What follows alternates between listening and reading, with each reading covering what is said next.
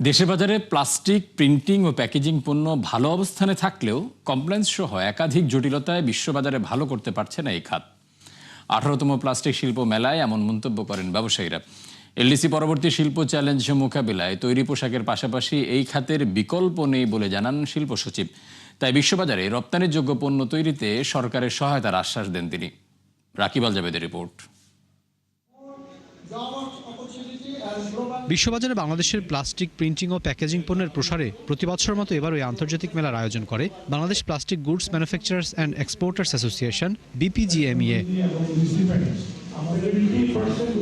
সেমিনারে বাংলাদেশি প্লাস্টিক পণ্যের মান ও বিশ্ববাজারের চাহিদার বৈপরীত্য তুলে ধরে বক্তারা বলেন, বিশ্বব্যাপী এই পণ্যের চাহিদা বাড়লেও নানা জটিলতায় আন্তর্জাতিক বাজারে মাত্র 0.5% হিস্সা বাংলাদেশের, যার পেছনে সরকার, মন্ত্রণালয় ও ব্যবসায়ীদের সমন্বয়হীনতাকে দায়ী করেন বক্তারা। Why there is a booming? We have already mentioned about those four key global forces.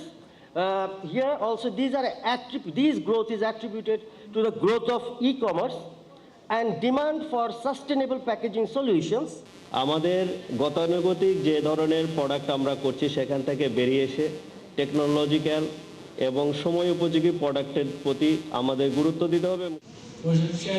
অনুষ্ঠানে বক্তারা বলেন, বর্তমানে দেশে মোট উৎপাদিত পণ্যের 83% দেশের চাহিদা মেটাচ্ছে, তাই এই খাতে রপ্তানি বাড়ানোর কোনো বিকল্প নেই। ভবিষ্যৎ এলডিসি পরবর্তী ধকল সামলাতে এই খাতকে তৈরি পোশাকের পাশাপাশি বিকল্প হিসেবে গড়ে তোলার কথা জানান শিল্প সচিব। আমাদের আসলে নতুন নতুন পটেনশিয়াল সেক্টরকে আমাদের হান্টিং করতে হবে এবং আমি মনে করি এই প্যাকেজিং সেক্টরটা একটি গুরুত্বপূর্ণ আইটেম হতে পারে ডাইভার্সিফিকেশনের ক্ষেত্রে। প্যাকেজিংটা আমি বলবো যে এখনো লার্নিং পর্যায়ে আছে, এখন আমরা শিখছি। দীর্ঘদিন ধরে তৈরি পোশাক খাত আমাদের রপ্তানির মূল চালিকা শক্তি হিসাবে কাজ করলেও এখন টেকসই উন্নয়নের জন্য আমাদের প্রয়োজন রপ্তানির নতুন নতুন খাত সৃষ্টি করা এবং বিদ্যমান খাতের সক্ষমতা বৃদ্ধি।